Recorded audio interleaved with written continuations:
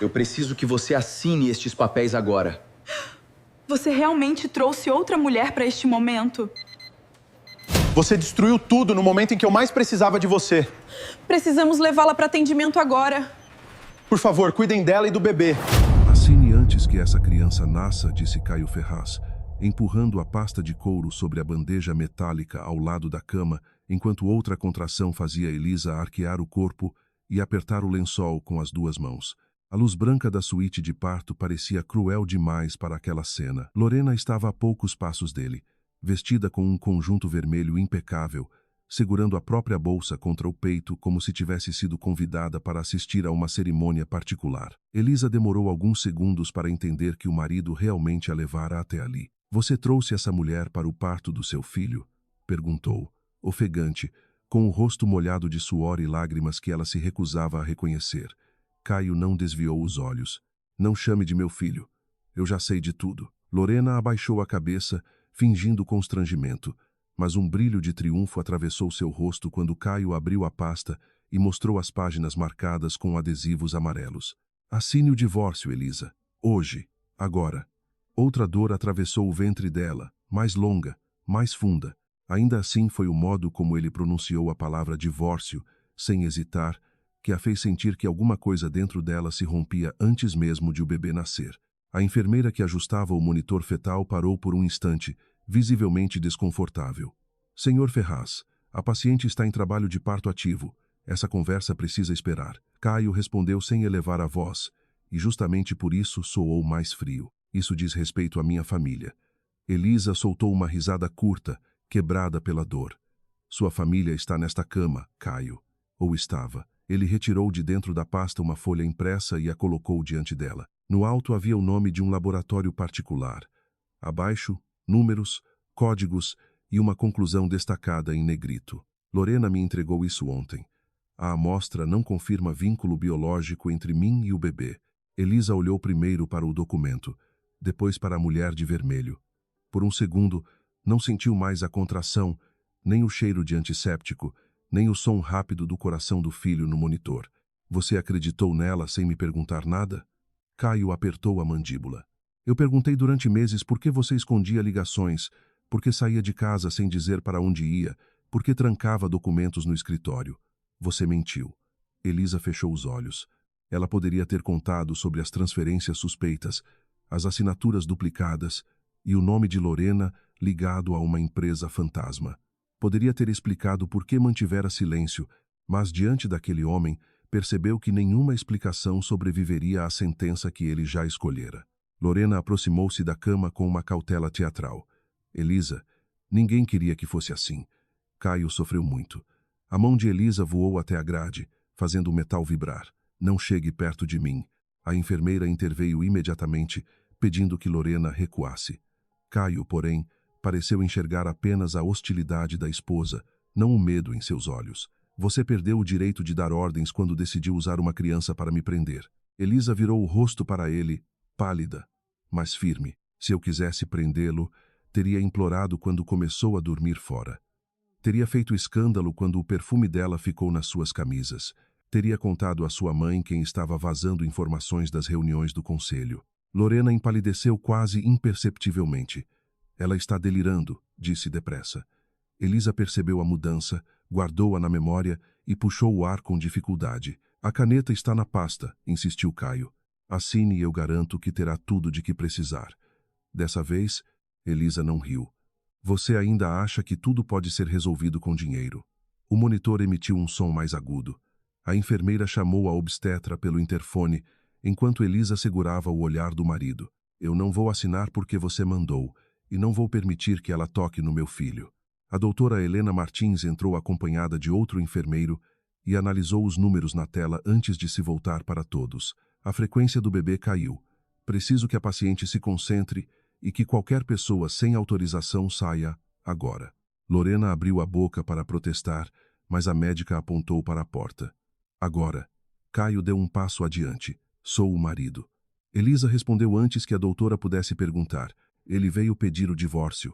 O silêncio que se seguiu teve o peso de uma acusação pública. Caio pareceu sentir os olhos da equipe sobre ele e endureceu ainda mais. Ainda sou o contato de emergência. A médica consultou rapidamente a ficha digital.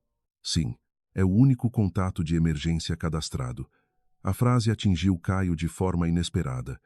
Elisa nunca retirara seu nome, nem mesmo depois das semanas de ausência, das mensagens ignoradas, das noites em que ele voltara para casa apenas para trocar de roupa.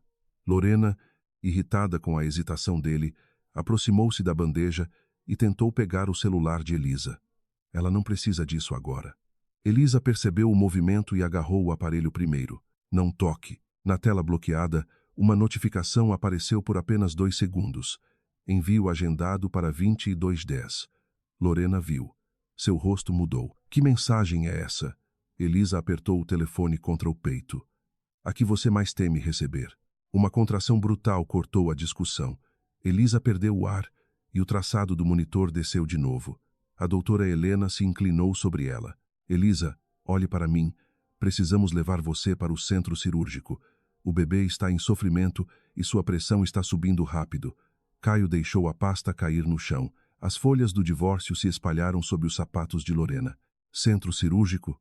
Ela não pode ter o parto aqui? A médica respondeu enquanto a equipe destravava a cama. Não há mais segurança para continuar. Elisa procurou a mão de alguém, por puro reflexo, mas encontrou apenas o lençol frio. Caio se aproximou e ela virou o rosto. Não encoste em mim. A frase foi baixa, sem raiva, e isso o atingiu mais do que um grito. Elisa, eu só preciso entender. Ela o interrompeu com os olhos cheios de uma tristeza quase serena. Você teve meses para entender. Escolheu acreditar na pessoa que entrou aqui sorrindo. Lorena reagiu. Eu não estava sorrindo. Elisa nem olhou para ela. 10 minutos, Caio. Foi o tempo que você precisou para destruir o que restava de nós. As portas se abriram, a cama começou a se mover, e quando Elisa passou pelo marido, deixou o celular escorregar discretamente sob o próprio travesseiro, como se ainda protegesse algo maior do que o casamento. No corredor, tudo aconteceu depressa demais. Enfermeiros corriam, a doutora dava instruções e as portas duplas do centro cirúrgico se fecharam diante de Caio antes que ele pudesse formular uma pergunta coerente. Lorena tocou seu braço. Você fez o certo. Ela precisava saber que não podia continuar enganando você. Caio afastou a mão dela. Cale a boca por 1 minuto. Era a primeira vez naquela noite que sua voz perdia o controle. Ele olhou para o relógio acima da recepção. 10 minutos haviam passado desde que colocara a caneta diante de Elisa. 10 minutos desde que acreditava ter retomado o comando da própria vida. Agora, o corredor parecia inclinar-se sob seus pés. A doutora Helena reapareceu com uma prancheta. Senhor Ferraz, precisamos de autorização imediata para procedimentos de emergência na mãe e no recém-nascido. Há risco real para os dois. Caio assinou onde ela apontou, mas sua mão tremia tanto que a assinatura saiu irreconhecível. Eles vão ficar bem? A médica sustentou seu olhar por um segundo longo demais. Estamos fazendo tudo o que podemos. Ele tentou respirar, mas o ar não entrou. Quando as portas se fecharam novamente, Caio encostou na parede e o primeiro soluço escapou antes que ele pudesse impedir. Lorena olhou ao redor, constrangida com a exposição. Caio, controle-se. As pessoas estão olhando. Ele ergueu o rosto molhado, como se não reconhecesse a mulher diante dele. Minha esposa pode morrer. Sua ex-esposa, ela corrigiu, quase num sussurro. Caio a encarou com tamanha dureza que ela recuou. Ela não assinou nada. Pela primeira vez, a possibilidade de perder Elisa não apareceu como uma ameaça ao seu orgulho, mas como um vazio físico. Vieram-lhe à memória coisas que ele se obrigara a ignorar. Elisa acordada no sofá esperando por ele, o prato coberto na mesa, a foto do ultrassom que ele deixara fechada sobre o aparador, o dia em que ela tentara falar sobre movimentações estranhas na Ferraz Participações, e ele respondera que gravidez não a transformava em auditora. Caio levou as mãos ao rosto e chorou sem qualquer dignidade, curvado sob o peso de cada frase que dissera. Eu não queria que isso acontecesse, repetiu, como se alguém pudesse absolvê-lo. Lorena permaneceu imóvel. No bolso de seu blazer, o celular vibrou com uma mensagem curta. O envio foi mantido. Ela empalideceu. Caio percebeu. Quem escreveu para você? Ninguém importante. A resposta saiu rápida demais. A enfermeira que estivera na suíte se aproximou trazendo o celular de Elisa e a pasta de couro. Ela deixou isto no travesseiro. O aparelho está tocando sem parar. Caio recebeu o telefone. Na tela aparecia o nome de Marina Azevedo, advogada, seguido de 5 chamadas perdidas. Abaixo, uma notificação informava que uma mensagem agendada seria enviada em 43 minutos. Lorena avançou um passo. Dê isso para mim. Eu posso cuidar. Caio fechou a mão em torno do aparelho. Por que você quer tanto o telefone dela? Porque Elisa está tentando manipular tudo, como sempre. A enfermeira franziu a testa e, ao recolher as folhas espalhadas, pegou também o suposto laudo de paternidade. Isto não veio do nosso hospital. Caio respondeu automaticamente. Foi feito em outro laboratório. Então não deveria ter o código interno da nossa maternidade no rodapé. Ela apontou para uma sequência impressa. Esse código pertence ao setor de faturamento, não ao laboratório, e está desatualizado há quase 1 ano. O corredor ficou silencioso. Caio sentiu o sangue desaparecer do rosto. Lorena tentou tomar o documento. Essa enfermeira não sabe do que está falando, mas ele ergueu a folha fora do alcance dela. Pela primeira vez, olhou para o laudo não como uma prova, e sim como uma arma colocada em sua mão. Antes que pudesse exigir uma explicação, um alarme soou atrás das portas do centro cirúrgico. 2 profissionais atravessaram o corredor empurrando um berço aquecido vazio. Caio largou a pasta e avançou, mas foi impedido por um enfermeiro. Senhor, precisa ficar aqui. O que aconteceu com meu filho? A palavra filho saiu de sua boca antes que ele pudesse controlar. Lorena ouviu e ficou rígida. Caio agarrou o braço do enfermeiro. Por favor, diga alguma coisa. O homem não respondeu, apenas pediu espaço para a equipe passar. Segundos depois, a doutora Helena surgiu com manchas de sangue no avental e uma expressão tensa. O bebê nasceu, mas precisa de suporte imediato. Elisa teve uma hemorragia e ainda está na mesa. Caio cambaleou. Eu posso vê-los? Ainda não. Ele tentou perguntar se ela sobreviveria, mas a voz falhou. A médica então lhe entregou uma pequena pulseira retirada da ficha de admissão. Nela estavam o nome de Elisa, o horário, o tipo sanguíneo e o contato de emergência. Caio Ferraz.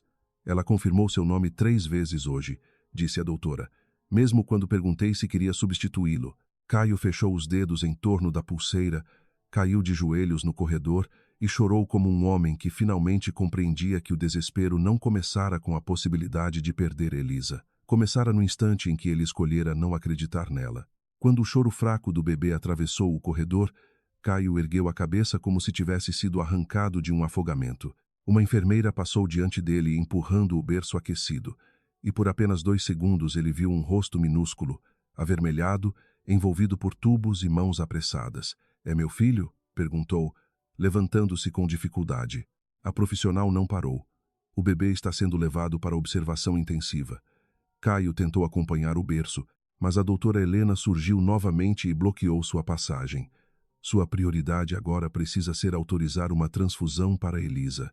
Ele assinou sem ler, ainda segurando a pulseira da esposa na mão. Ela vai sobreviver? A médica respirou fundo. A hemorragia foi controlada, mas ela perdeu muito sangue. As próximas horas são decisivas. Atrás dele, Lorena mexia no celular com inquietação. Caio virou-se de repente. Mostre a mensagem que recebeu. Ela travou a tela e guardou o aparelho. Não é hora para cenas. Você me trouxe um exame falso para fazer uma cena dentro de uma sala de parto. Lorena empalideceu. Você não sabe se é falso. Caio ergueu o documento que a enfermeira questionara. Então me explique o código do hospital. Ela hesitou por um instante curto demais para parecer inocente e longo demais para ser ignorado. Lorena recuperou o tom controlado que usava nas reuniões do Grupo Ferraz. O laboratório terceirizado usa informações fornecidas pelo hospital. Isso não prova nada. Caio avançou até ela. Quem coletou a amostra?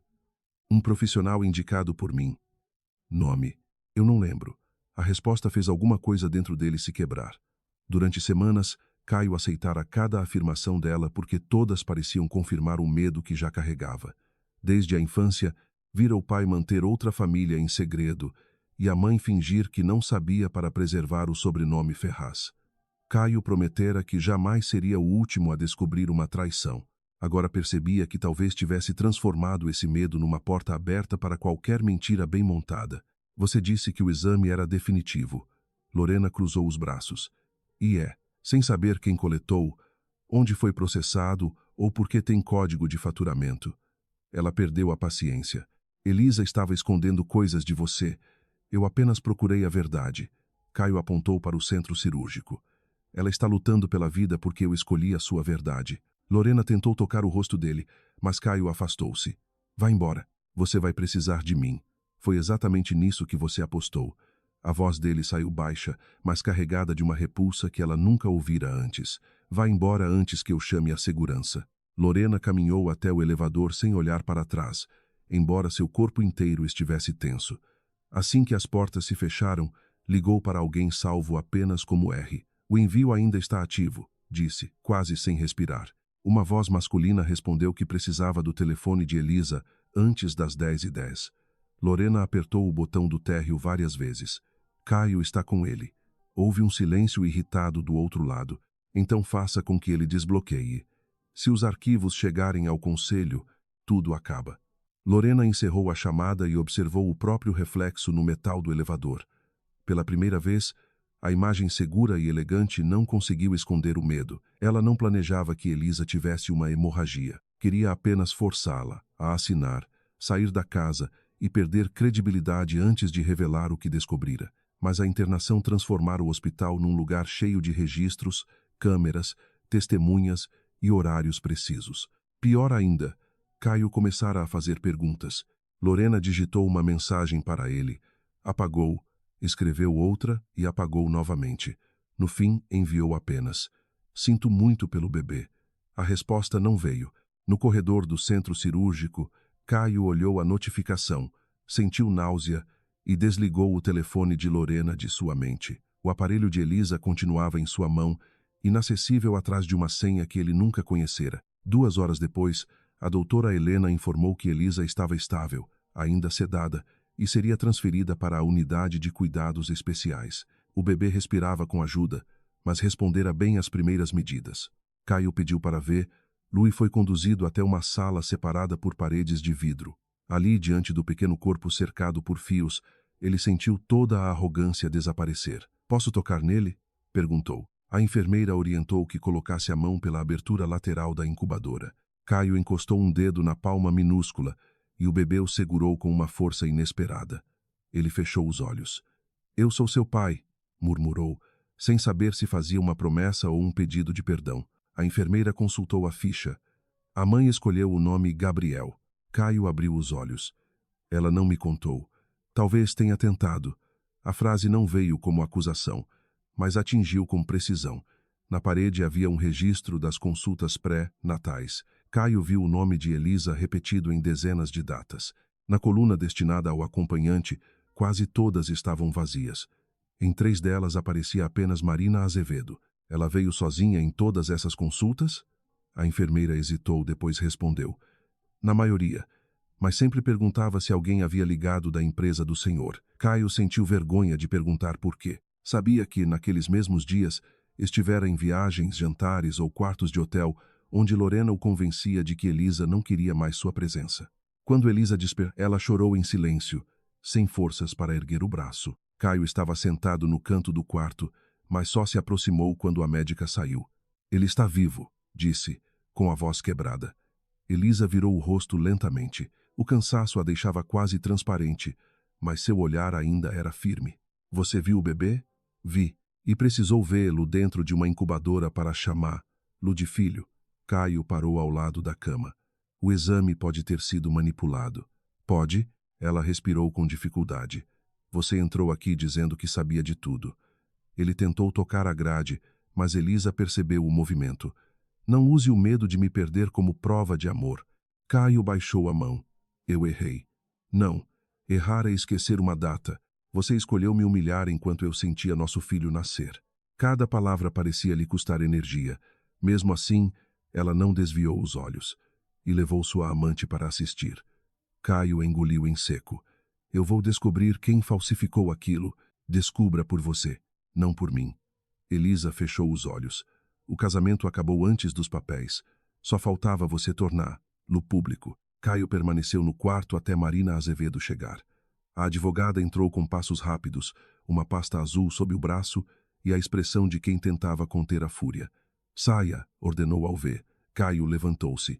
Ela acabou de acordar. Então é ainda mais importante que não seja pressionada. Elisa abriu os olhos. Marina, o telefone.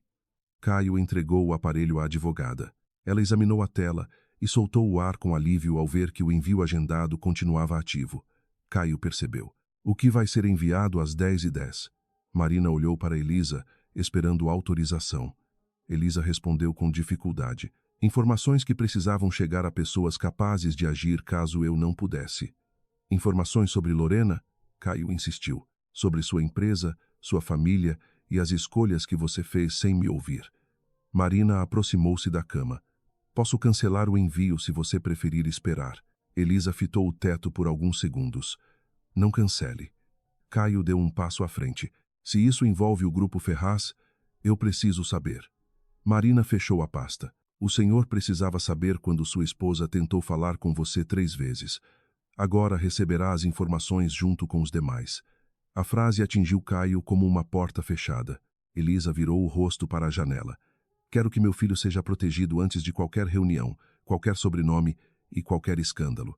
Nas horas seguintes, Marina iniciou uma série de providências discretas. Pediu ao hospital cópias dos registros de entrada, solicitou que as imagens do corredor fossem preservadas e comunicou formalmente que Elisa não autorizava a presença de Lorena em nenhuma área próxima ao quarto ou à unidade neonatal. Também preparou documentos para garantir que nenhuma decisão médica sobre Gabriel fosse tomada sem o consentimento da mãe, exceto em emergência. Caio observava tudo com uma sensação amarga. Não era tratado como inimigo, mas também não era mais considerado alguém confiável. Quando tentou oferecer a equipe jurídica da família, Elisa recusou. Não quero advogados pagos pela mesma empresa que está envolvida no problema. Você acha que alguém dentro da Ferraz está ligado a isso? Perguntou ele. Elisa demorou antes de responder. Eu não acho. A certeza no tom fez Caio sentir um arrepio. Por que não me contou? Porque na primeira vez você disse que eu estava cansada. Na segunda, disse que eu queria atenção. Na terceira, Lorena já estava sentada na sua sala. Caio lembrou-se vagamente de uma noite em que Elisa segurava uma pasta cinza e tentava mostrar planilhas.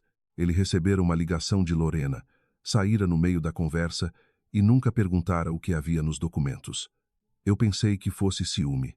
Elisa soltou um suspiro dolorido. Você sempre pensava o que fosse mais conveniente para não me escutar. Pouco antes das 10, Caio recebeu uma ligação de Otávio Mendes, diretor financeiro do Grupo Ferraz e um dos homens em quem mais confiava. Precisamos conversar antes da reunião de amanhã, disse Otávio. Havia tensão em sua voz. Um arquivo estranho circulou no conselho. Caio olhou para o relógio. Ainda faltavam 15 minutos para o envio de Elisa. Que arquivo? Uma autorização de transferência com sua assinatura. O valor saiu do fundo de expansão hospitalar e foi para uma consultoria que ninguém conhece. Caio sentiu o peito apertar. Minha assinatura? Digitalizada. O sistema registra a aprovação feita no seu acesso durante a viagem a Brasília. Naquela viagem, Lorena estivera com ele durante quase todo o tempo. Caio virou-se para o corredor e viu Marina conversando com uma funcionária do hospital. Qual o nome da consultoria? Otávio respondeu. LR, Estratégia e Imagem.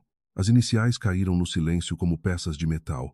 Caio pediu que ninguém apagasse nada e encerrou a ligação. Quando olhou novamente para Elisa, ela já o observava. Agora começou a acreditar? Perguntou. Caio não teve coragem de responder. O relógio marcou 10h10. No celular de Marina, uma série de notificações apareceu ao mesmo tempo. O envio agendado alcançou 3 destinatários: Marina, Otávio e a presidência independente do Comitê de Auditoria. O pacote continha extratos, cópias de acessos, fotografias de documentos e uma gravação de voz feita semanas antes. Marina colocou fones para ouvir, mas Elisa pediu que reproduzisse em voz baixa. A gravação começou com a voz dela dizendo que havia encontrado transferências ligadas a Lorena e que precisava mostrar tudo a Caio antes que novas aprovações fossem feitas. Em seguida, ouviu-se Caio responder, impaciente, que não misturaria crise conjugal com assuntos da empresa. Depois veio a voz de Lorena ao fundo, suave e venenosa. Ela está usando a gravidez para controlar você. Caio fechou os olhos. A lembrança voltou inteira. Ele deixara Elisa sozinha na sala, segurando os documentos que agora apareciam no pacote.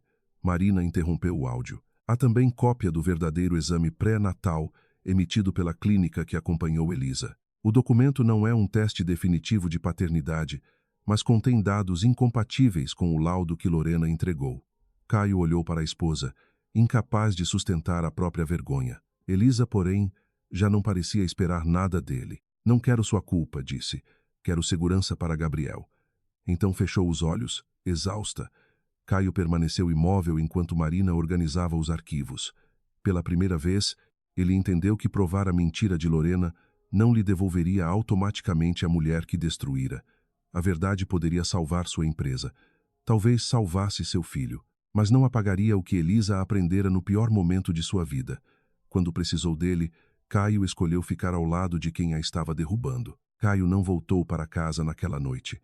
Permaneceu no hospital até o amanhecer, sentado diante do vidro da unidade neonatal, observando o peito minúsculo de Gabriel subir e descer sob a luz azulada. Quando Otávio chegou, trazendo um notebook e uma expressão carregada, Caio já havia lido 3 vezes cada documento enviado por Elisa. As transferências começaram há 7 meses, explicou o diretor financeiro, abrindo uma sequência de registros, sempre em valores abaixo do limite que exigiria a votação completa do conselho. Alguém usou seu acesso e fragmentou as operações. Caio passou a mão pelo rosto. Lorena sabia quando eu estava viajando, quando meu celular ficava no cofre do hotel e quando minha equipe usava o computador da sala executiva. Otávio apontou para 2 horários. Estas aprovações aconteceram durante a viagem a Brasília. Uma delas foi feita às 2h17 da manhã. Caio se lembrou de ter adormecido depois de uma recepção oficial. Lorena estava no quarto. Pela manhã, dissera que usara o notebook apenas para responder a mensagens. Há outra coisa, continuou Otávio.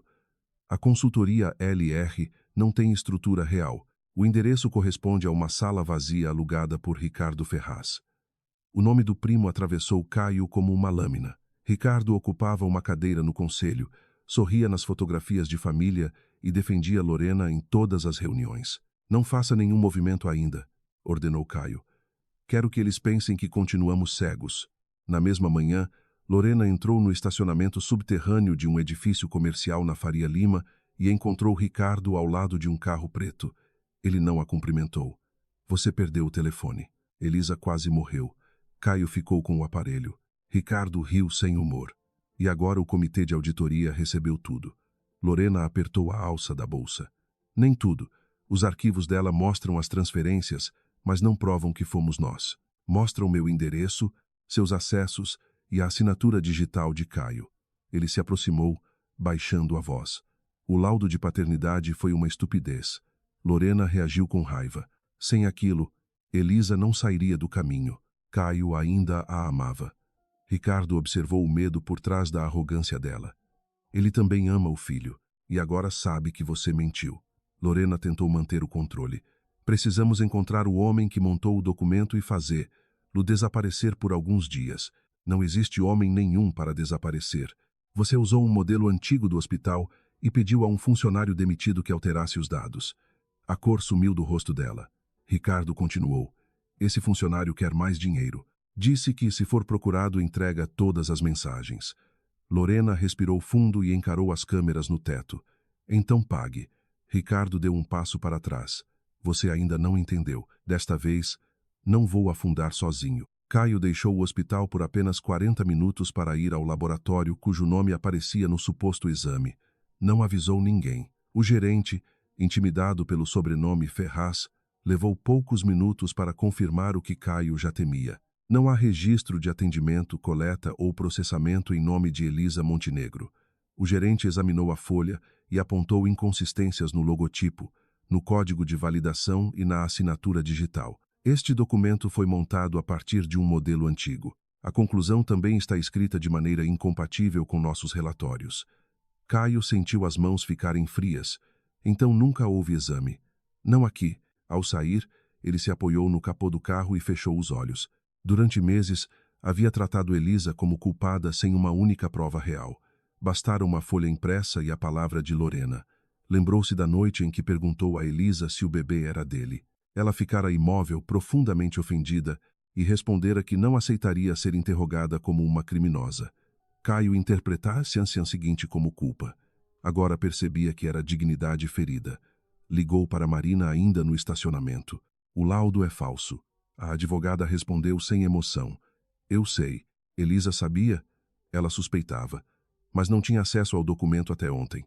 Caio apertou o telefone. Preciso falar com ela. Ela não precisa ouvir o que o senhor finalmente descobriu. Precisa se recuperar. Elisa estava sentada com a ajuda de travesseiros quando Marina contou que o hospital preservaria as imagens das câmeras e que o comitê de auditoria iniciara uma análise independente. O rosto dela continuava pálido, mas havia algo novo em seus olhos. Não era alívio, era decisão. Quero pedir a separação formal assim que eu receber alta, disse. Marina não demonstrou surpresa. Posso preparar tudo. Elisa olhou para a porta fechada. Também quero que qualquer contato de Caio sobre Gabriel seja feito por escrito. Ele é o pai e pode pedir reconhecimento de direitos. Não vou impedir que seja pai. Vou impedir que use a culpa para entrar de novo na minha vida. Marina sentou-se ao lado da cama. Você ainda o ama? Elisa demorou a responder. A pergunta doía mais do que os pontos da cirurgia. Amar alguém não torna seguro permanecer com ele. Seus olhos se encheram, mas ela não desviou. Na sala de parto, eu percebi que passei meses tentando recuperar um homem que já havia escolhido desconfiar de mim. Eu escondi coisas também. Achei que podia proteger todos sozinha. Foi arrogância. Marina segurou sua mão. Você estava tentando reunir provas. E, enquanto fazia isso, deixei que ele acreditasse que meu silêncio era culpa. Elisa respirou com dificuldade. Não sou inocente em tudo, mas não fui eu quem trouxe uma amante para assistir ao nascimento do nosso filho. Quando Caio entrou no quarto, encontrou Marina de pé entre ele e a cama. 5 minutos, disse a advogada. Sem pressão, sem documentos e sem tocar nela. Caio aceitou. Elisa não o convidou a aproximar-se. Ele permaneceu perto da porta, segurando o laudo falso dentro de uma pasta transparente. O laboratório confirmou que esse exame nunca existiu. Ela respondeu com frieza. Isso muda o que você fez. Caio baixou os olhos. Não. Então por que veio? Ele teve dificuldade para encontrar palavras que não parecessem pobres. Porque preciso que saiba que vou descobrir tudo. Elisa soltou um suspiro cansado. Você ainda fala como se a investigação fosse um presente para mim. Caio ergueu o rosto. Não é. É minha obrigação. Pela primeira vez, ela pareceu ouvi-lo sem desprezo, embora não houvesse ternura. Ele continuou. Ricardo pode estar envolvido. Lorena usou meu acesso. Eu permiti que ela se aproximasse de tudo. Elisa fechou os olhos por um instante. Eu tentei falar sobre Ricardo. Eu sei. Não sabe. Você lembra de uma pasta? Eu lembro do jeito como olhou para mim e disse que gravidez estava afetando meu julgamento. Caio ficou sem defesa. Eu fui cruel. Foi conveniente, corrigiu Elisa. A crueldade veio depois, quando decidiu me punir antes de confirmar qualquer coisa. Caio aproximou-se um passo, mas parou ao ver o corpo dela ficar tenso. Não vou pedir perdão agora. Elisa abriu os olhos, surpresa. Seria indecente, continuou ele. Perdão não serve para apagar consequência. Eu só quero saber o que preciso fazer para manter você e Gabriel seguros. Elisa observou o homem diante dela e reconheceu, por baixo do paletó amarrotado e da voz quebrada, alguém que talvez estivesse finalmente vendo o mundo sem a proteção do próprio orgulho. Ainda assim, aquilo não era suficiente. Suspenda Lorena e Ricardo de qualquer acesso à empresa, disse. Entregue os registros ao comitê independente. Não use sua influência para controlar o resultado. E pare de mandar funcionários da sua família me oferecerem quartos melhores, médicos particulares e segurança, como se eu fosse uma aquisição da Ferraz. Caio assentiu. Vou fazer isso. Também quero distância. A frase saiu firme. Você poderá receber informações sobre Gabriel. Poderá vê-lo quando a equipe médica autorizar. Mas não entre aqui sem que eu permita. Caio sentiu a ordem como uma sentença justa. Entendido. Antes de sair, olhou para ela uma última vez. Elisa, eu acreditei que estava me defendendo de uma traição. Agora sei que fui eu quem traiu tudo. Ela desviou o rosto. Saber é o começo. Não é reparação. Na sede do Grupo Ferraz, a reunião emergencial começou às 3 da tarde. Caio entrou na sala do conselho sem a equipe habitual e colocou sobre a mesa o laudo falso, os extratos e os registros de acesso. Ricardo já estava sentado, fingindo irritação. Lorena não possuía cargo formal no conselho, mas aparecera como consultora de imagem em diversas operações. Caio pediu que a segurança bloqueasse imediatamente as credenciais de ambos. Ricardo levantou-se. Você perdeu a razão por causa de uma crise conjugal. Caio manteve a voz baixa. Minha crise conjugal foi usada para encobrir fraude. Um dos conselheiros perguntou se havia provas suficientes para uma suspensão. Otávio apresentou os horários, o endereço da consultoria e as movimentações. Ricardo tentou rir. Qualquer pessoa poderia usar uma sala alugada em meu nome. Caio colocou o celular sobre a mesa e reproduziu uma gravação recuperada do sistema de acesso do hotel em Brasília. Ouviam-se Lorena e Ricardo discutindo sobre limites de transferência enquanto Caio dormia no quarto ao lado. A gravação não era completa, mas bastava para destruir a aparência de coincidência. Ricardo encarou Lorena. Ela não estava ali para dividir o peso. Isto é uma armadilha, disse. Caio respondeu. Foi o que Elisa tentou me dizer. A diferença é que agora vou ouvir até o fim. Lorena recebeu a notícia da suspensão dentro de um salão de beleza em Jardins. O cartão corporativo foi recusado segundos depois. Ela deixou o local sob olhares curiosos e ligou para Caio 9 vezes. Na 10ª ele atendeu. Você não pode me condenar sem me ouvir, disse ela. Caio fechou a porta do escritório. Foi exatamente o que fiz com Elisa por sua causa. Eu fiz tudo por você. Você falsificou um exame. Lorena começou a chorar, mas havia cálculo até mesmo nas pausas. Eu estava desesperada. Você dizia que nunca teria coragem de deixá-la enquanto existisse a criança. Então decidiu transformar meu filho em uma mentira. Eu sabia que ele era seu, confessou ela num impulso. O silêncio que se seguiu foi absoluto. Lorena percebeu tarde demais o que dissera. Caio apertou o aparelho contra o ouvido. Repita. Eu não quis dizer isso. Você sabia. Sua voz mudou, tornando-se quase irreconhecível. Durante todo o tempo, sabia que Gabriel era meu. Lorena tentou recuar. Eu apenas suspeitava. E me deixou entrar numa sala de parto para chamar Elisa de adúltera. Caio sentiu a raiva subir, mas não gritou. Não me procure mais. A partir de agora, fale apenas com os advogados e com o comitê. Antes de encerrar, ouviu Lorena dizer, se eu cair, Ricardo leva sua família inteira comigo. Caio ficou imóvel. A ameaça não parecia vazia. No fim da tarde, Otávio trouxe uma nova descoberta. O acesso usado nas transferências não partira apenas do notebook de Caio, mas também de um terminal reservado ao presidente do conselho, Augusto Ferraz, pai de Caio. Isso significa que Ricardo teve ajuda, disse Otávio. Caio olhou pela janela para o trânsito distante. A fraude não era mais uma aventura de Lorena, nem uma traição isolada do primo. Alguém dentro do núcleo da família abrira portas, autorizara senhas e garantira silêncio. No hospital, Elisa segurava pela primeira vez a mão de Gabriel dentro da incubadora, enquanto Marina lhe informava que Caio cumprira todas as exigências sem tentar negociar nenhuma. Elisa sentiu uma dor inesperada, porque uma parte dela ainda queria que aquela mudança significasse algo, mas lembrou-se da pasta sobre a bandeja, do vestido vermelho de Lorena e da palavra divórcio pronunciada entre duas contrações. Não permitiria que o arrependimento dele apagasse a memória. Na sede da Ferraz, Caio recebeu uma última mensagem de um número desconhecido. Havia apenas uma fotografia, Ricardo entregando um envelope a Lorena no estacionamento do hospital, 3 semanas antes do parto. Abaixo, uma frase curta dizia que o verdadeiro problema não era o laudo, mas quem ordenara que ele fosse criado. Caio ampliou a imagem e reconheceu, refletido no vidro do carro ao fundo, o perfil do próprio pai. O e-mail de 10 minutos. Caio chegou ao hospital antes das 7 da manhã, com a fotografia impressa dentro do bolso do paletó e uma pergunta que parecia queimar sua pele. Augusto Ferraz, seu pai, estava refletido no vidro do carro de Ricardo na noite em que Lorena recebera o envelope usado para destruir Elisa. A imagem não provava quem havia criado o laudo, mas provava que a mentira passara perto demais do centro da família. Marina o esperava no corredor com o notebook aberto. O comitê antecipou a reunião para as 8, informou. Elisa pediu para participar por vídeo. Caio olhou para a porta do quarto. Ela acabou de sair de uma cirurgia. E continua sendo a pessoa que reuniu as provas. Marina fechou parcialmente a tela. O senhor não vai entrar sem autorização. Caio assentiu. Pela primeira vez, não tentou usar o sobrenome, o cargo ou a urgência como chave. Alguns minutos depois, Elisa permitiu que ele entrasse.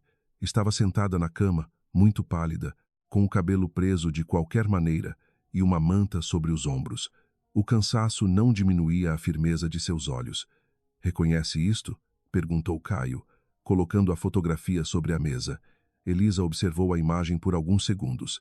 "Reconheço o carro. Foi nesse veículo que Ricardo me seguiu depois que saí do escritório da auditoria." Caio sentiu o estômago apertar. "Por que nunca me contou?" Ela o encarou sem elevar a voz. "Porque naquela época, você já perguntava primeiro a Lorena se eu estava dizendo a verdade." Às 8 em ponto, a reunião do comitê de auditoria começou em uma sala fechada na sede do Grupo Ferraz. Augusto ocupava a cabeceira, embora não tivesse sido convidado para conduzir nada. Ricardo sentava-se ao lado dele com 2 advogados. Lorena participava remotamente, acompanhada por uma representante jurídica. Caio entrou sozinho e escolheu uma cadeira lateral. No telão, o rosto de Elisa apareceu a partir do hospital, com Marina ao lado e um monitor médico visível ao fundo. Augusto franziu a testa. "Isso é desnecessário. Ela deveria estar descansando." Elisa respondeu com serenidade. "Também disseram que era desnecessário quando tentei falar das transferências. A presidente independente do comitê, Teresa Valença, pediu que ninguém interrompesse."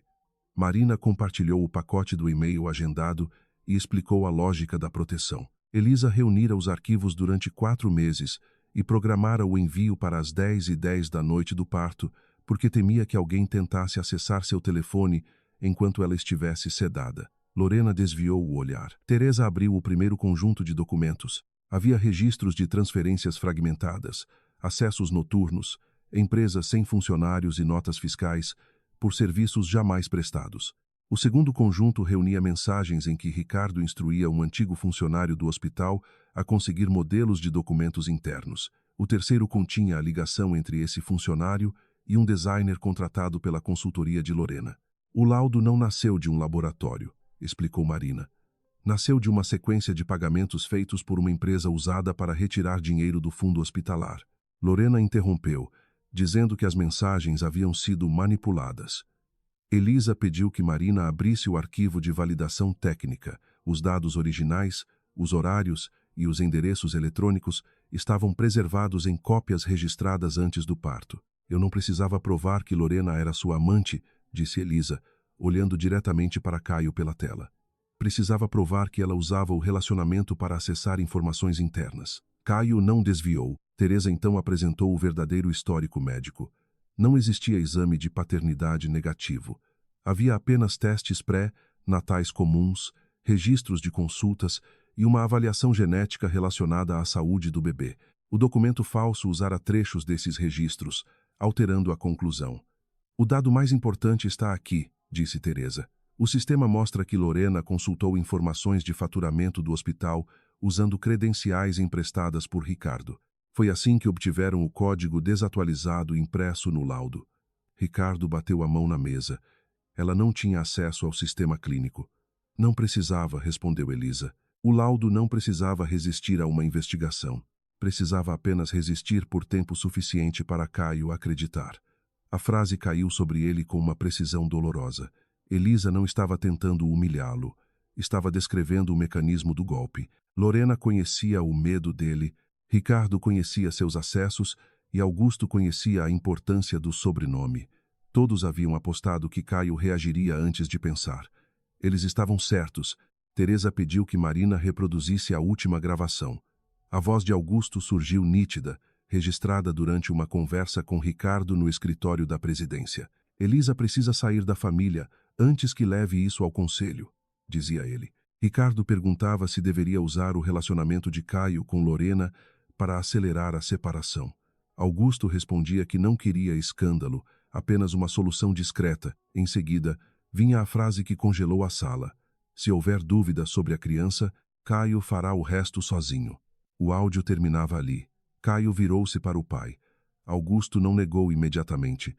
Seu silêncio foi uma confissão mais forte do que qualquer grito. "Foi você?"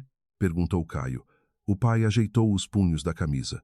"Eu autorizei Ricardo a proteger a empresa. Não mandei falsificar exame nenhum."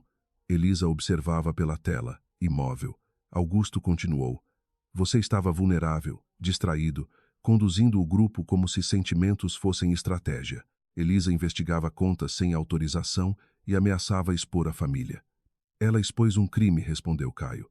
Ela ameaçou o nome Ferraz, corrigiu Augusto. Caio se levantou. E o senhor decidiu que meu filho seria tratado como bastardo para evitar uma auditoria. Augusto também se levantou. Decidi impedir que uma mulher ressentida destruísse tudo o que construímos. Elisa falou antes que Caio reagisse. Eu não estava ressentida, eu estava certa. O pai dele finalmente olhou para a tela. Você deveria ter falado comigo. Elisa sustentou o olhar. Eu falei. O senhor mandou Ricardo me retirar do prédio. Ricardo percebeu que Augusto tentaria isolá-lo e perdeu o controle. Não finja que não sabia, disse, apontando para o tio. Foi o senhor quem entregou os horários das viagens de Caio. Foi o senhor quem pediu uma narrativa capaz de tornar Elisa desacreditada. Augusto respondeu que nunca autorizara a fraude. Ricardo riu. Queria o resultado sem conhecer o método. Lorena, ainda na tela, tentou interromper, mas Teresa exigiu silêncio. Ricardo abriu uma pasta e retirou cópias de mensagens trocadas com Augusto. Ali estava a instrução para conter Elisa antes do nascimento do bebê, junto com a recomendação de usar o medo de Caio de repetir a história do próprio pai. Caio sentiu como se sua infância tivesse sido transformada em ferramenta de chantagem.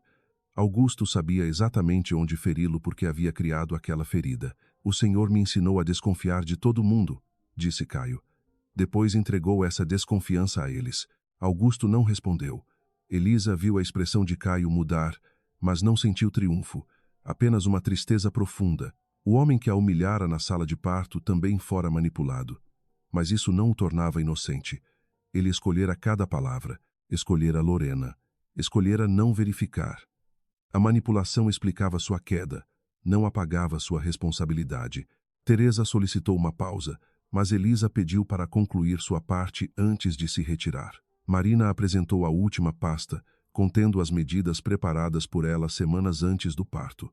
Elisa havia enviado cópias dos documentos a um serviço externo, registrado os horários das ameaças e solicitado preservação automática das imagens do estacionamento e dos acessos digitais. Também criaram uma declaração em vídeo, para ser aberta apenas se sofresse algum acidente ou desaparecesse. Eu não sabia até onde eles iriam, explicou.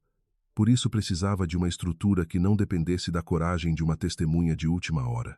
No vídeo, gravado com a barriga já avançada, Elisa dizia que não desejava destruir o grupo Ferraz, mas impedir que o fundo destinado à expansão hospitalar fosse usado como caixa privado. Informava ainda que Lorena tentara comprar seu silêncio e que Ricardo a seguira 2 vezes. No fim, mencionava Caio.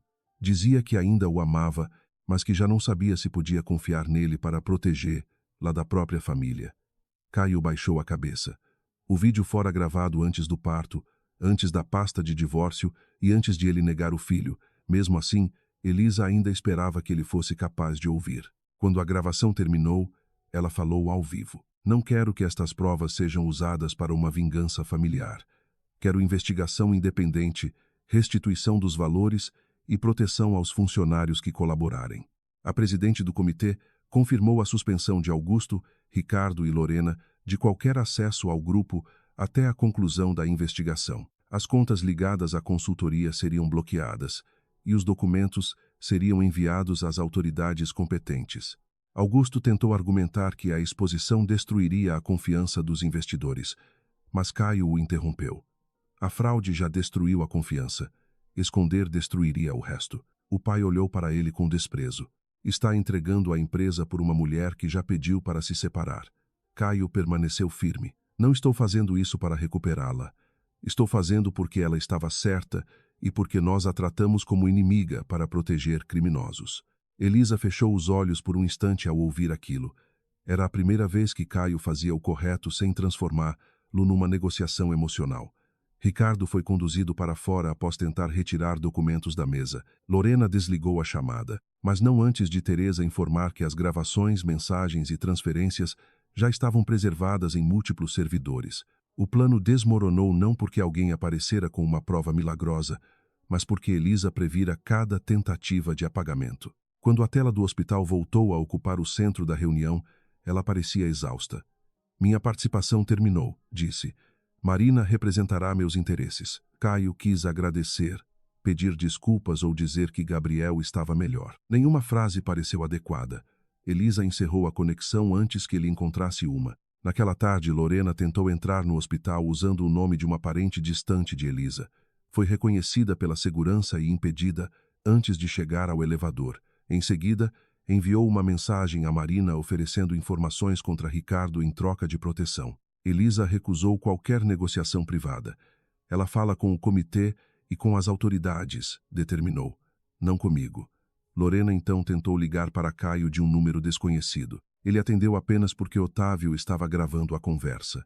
Augusto planejou tudo, disse ela. Eu só fiz o que era necessário para ficar com você. Caio respondeu com uma calma que a assustou. Você sabia que Gabriel era meu. Lorena começou a chorar. Eu sabia que provavelmente era, mas você nunca deixaria a Elisa. Então decidiu que ela precisava ser destruída. Ela queria tirar tudo de mim. Caio quase riu da distorção. Elisa não sabia que você existia na empresa antes de encontrar seu nome nas transferências. Lorena ficou em silêncio. Você não roubou o marido dela, continuou ele. Usou um homem covarde contra a própria esposa. A palavra covarde doeu porque era verdadeira. Caio encerrou a chamada e entregou a gravação a Otávio. Pela primeira vez, não tentou salvar a própria imagem. Aceitou que sua vergonha fazia parte da prova. Ao anoitecer, Caio voltou ao hospital. Não entrou no quarto de Elisa. Ficou diante da unidade neonatal até uma enfermeira permitir que ele visse Gabriel novamente. O bebê já respirava com menos ajuda. Caio colocou a mão pela abertura da incubadora e sentiu os dedos minúsculos fecharem-se em torno dos seus. Marina apareceu atrás dele. Elisa autorizou que você fique 15 minutos. Caio assentiu. Como ela está? Cansada, mas aliviada porque o comitê agiu. Ele olhou para o filho. Diga a ela que não vou contestar a separação. Marina pareceu surpresa. Tem certeza? Não tenho direito de usar o casamento para prendê-la depois de acusá-la de fazer o mesmo com uma criança. Ele retirou do bolso a aliança e a colocou na palma da mão. Também vou renunciar temporariamente à presidência executiva até que a investigação determine tudo o que aconteceu sob meu acesso. Marina observou-o por alguns segundos. Isso não fará Elisa perdoá-lo. Eu sei. Caio fechou os dedos em torno da aliança. Pela primeira vez estou tentando fazer algo sem exigir recompensa. Do outro lado do vidro, Elisa assistia em silêncio, apoiada numa cadeira de rodas. Caio não a viu. Ela percebeu que o homem diante da incubadora já não parecia o CEO que entrara na sala de parto com papéis de divórcio. Parecia apenas um pai quebrado, começando a compreender que amor não era posse, medo não era prova e arrependimento não devolvia o tempo. Elisa levou a mão ao peito, sentindo a dor e a ternura coexistirem. A verdade havia vencido. O casamento, porém, ainda permanecia entre os escombros. O que resta do amor? Elisa recebeu alta 12 dias depois, mas não voltou para o apartamento onde vivera com Caio. Marina alugou para ela uma cobertura discreta em Higienópolis, próxima à clínica onde Gabriel continuaria sendo acompanhado, e organizou tudo para que mãe e filho chegassem sem fotógrafos, parentes curiosos ou funcionários do Grupo Ferraz. Caio apareceu apenas quando o carro já estava estacionado, carregando a bolsa do bebê e mantendo uma distância respeitosa. Posso subir? Perguntou. Elisa olhou para Gabriel dormindo no bebê, conforto, e depois para o homem que ainda usava no rosto as marcas das noites mal dormidas. Por 10 minutos. Caio assentiu sem discutir. Dentro do apartamento, ele colocou a bolsa perto do sofá. Verificou se o aquecedor estava funcionando e deixou sobre a mesa uma pasta com documentos. Elisa ficou tensa. Não trouxe outro divórcio, trouxe? A pergunta saiu mais amarga do que ela pretendia. Caio recebeu o golpe sem tentar se defender.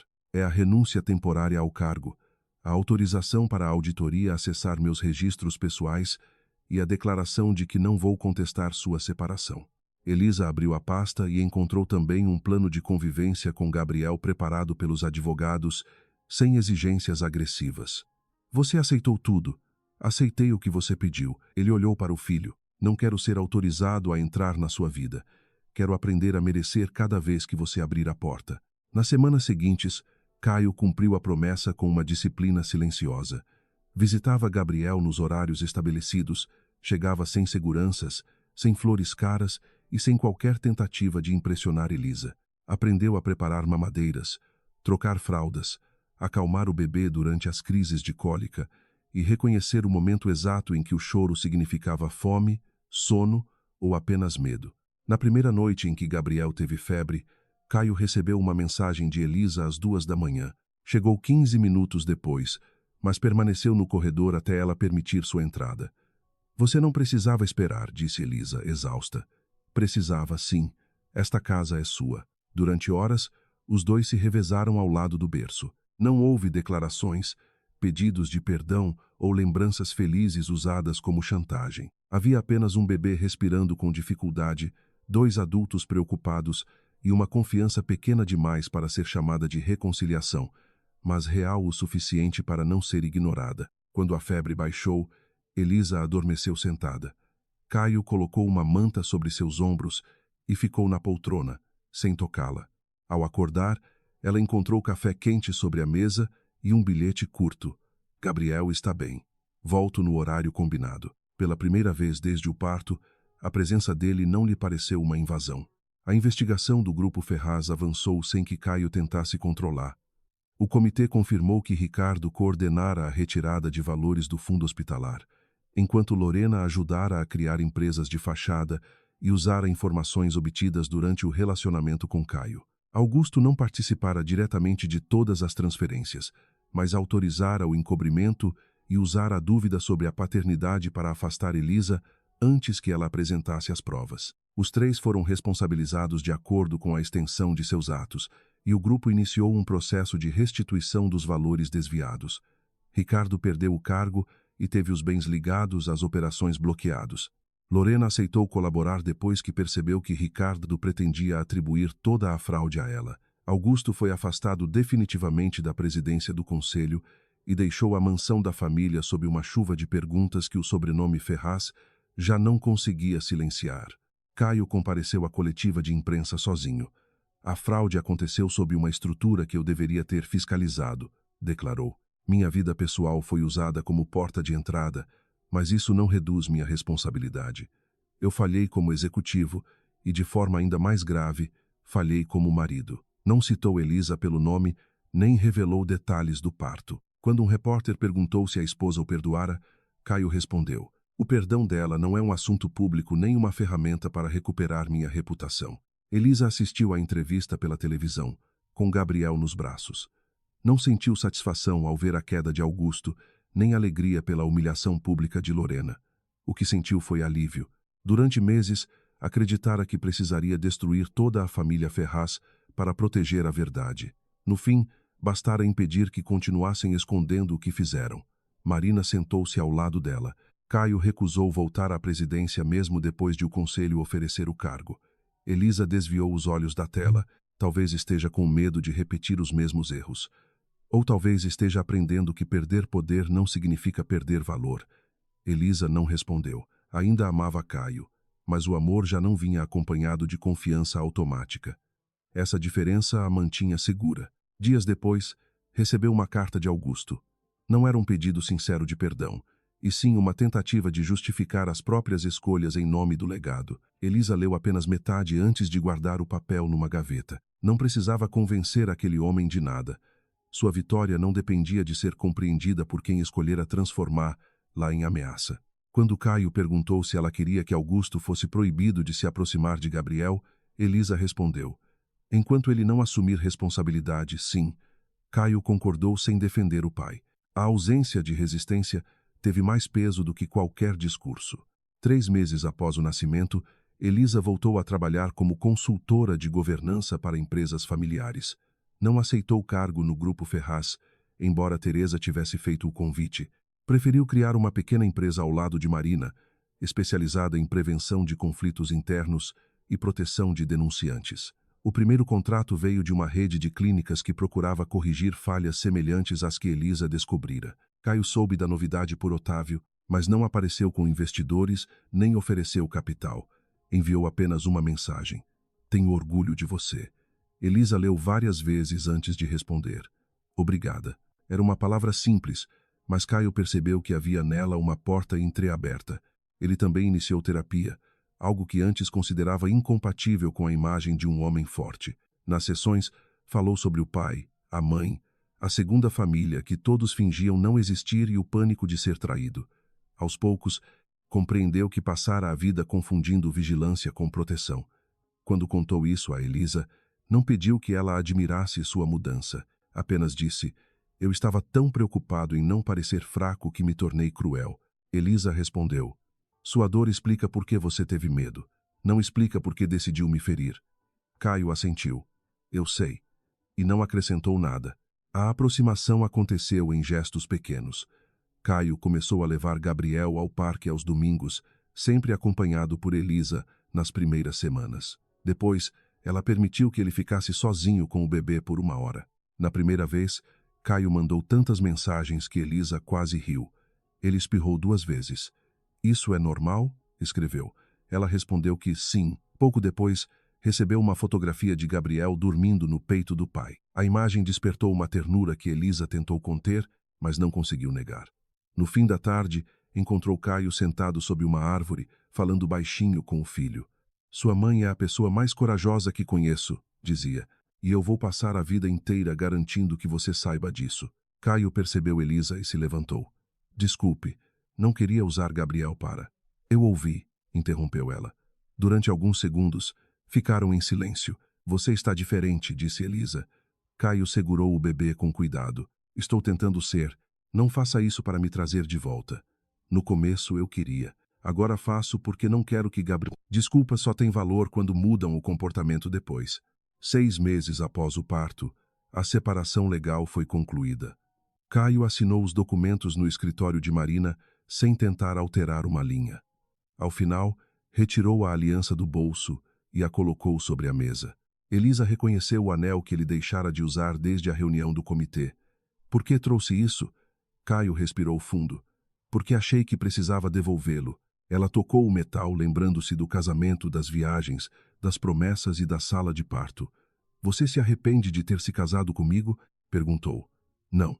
A resposta veio sem hesitação. "Arrependo-me de ter acreditado que o casamento me dava o direito de julgá-la sem escutar." Elisa fechou a pasta. "Eu também errei ao tentar resolver tudo sozinha. Não confiei em você o suficiente para insistir." Caio balançou a cabeça. "Você tentou, eu tornei impossível ser ouvida." A honestidade abriu um espaço doloroso entre eles. Elisa percebeu que não queria mais puni-lo, mas ainda não sabia se podia amá-lo sem medo. "Eu não consigo voltar para o que éramos." "Nem eu quero", respondeu Caio. "O que éramos trouxe nós dois até aquela sala." Ele se levantou. "Mas, se algum dia houver espaço para começarmos de outro jeito, eu estarei aqui." Sem exigir, sem prazo. Elisa não respondeu. Pegou a aliança e a guardou na bolsa. O primeiro aniversário de Gabriel foi celebrado no jardim da nova casa de Elisa. Havia poucos convidados, brinquedos espalhados pela grama e uma mesa simples decorada com fotografias do primeiro ano do bebê. Caio chegou cedo para montar o pequeno balanço que dera ao filho. Não levou joias, carros em miniatura ou presentes extravagantes. Trouxe um álbum feito à mão, com registros de cada consulta, cada passeio e cada momento em que aprendera algo novo como pai. Na última página, havia uma fotografia de Elisa segurando Gabriel diante da janela do hospital. Abaixo, Caio escrevera apenas: "Eles sobreviveram, e eu comecei a mudar." Elisa fechou o álbum com lágrimas nos olhos. "Você ainda pensa naquele dia?" perguntou. Caio olhou para o filho, que tentava caminhar segurando a borda de uma cadeira. "Todos os dias. Não para me torturar, mas para não esquecer quem fui quando deixei o medo decidir por mim." Elisa observou o homem diante dela. O amor ainda existia, mas agora vinha acompanhado de provas, limites e tempo. "Eu não posso prometer que nunca vou me lembrar da dor." "Não quero que esqueça." Caio se aproximou apenas o suficiente para que ela pudesse recuar se desejasse. "Quero ser alguém que permaneça quando você se lembrar." Elisa não recuou. Pegou a mão dele e a colocou sobre a própria, sem pressa. "Não quero retomar nosso casamento", disse. Caio recebeu as palavras com serenidade, embora seus olhos se entristecessem. Ela continuou: "Quero conhecer o homem que você está tentando se tornar." A esperança surgiu no rosto dele, mas não se transformou em triunfo. "Isso significa que posso convidá-la para jantar?" Elisa sorriu pela primeira vez sem amargura. Significa que pode perguntar. Caio respirou fundo, como se aquela pergunta simples exigisse mais coragem do que qualquer negociação empresarial. Elisa Montenegro, você aceitaria jantar comigo na sexta-feira? Ela olhou para Gabriel, que finalmente soltou a cadeira e deu 2 passos inseguros na direção dos dois. Caio e Elisa se abaixaram ao mesmo tempo, cada um estendendo uma mão. O bebê caiu entre eles, rindo, e segurou os dedos de ambos. Elisa sentiu que aquela imagem não apagava o passado, também não prometia perfeição. Era apenas uma chance construída depois da verdade, da consequência e da mudança. Sexta-feira, respondeu. Caio sorriu, com os olhos úmidos. Não pediu mais nada. Naquele instante, compreendeu que o amor que restava não era o mesmo que quase destruíra. Era mais lento, mais humilde e infinitamente mais difícil. Por isso mesmo, talvez fosse finalmente verdadeiro.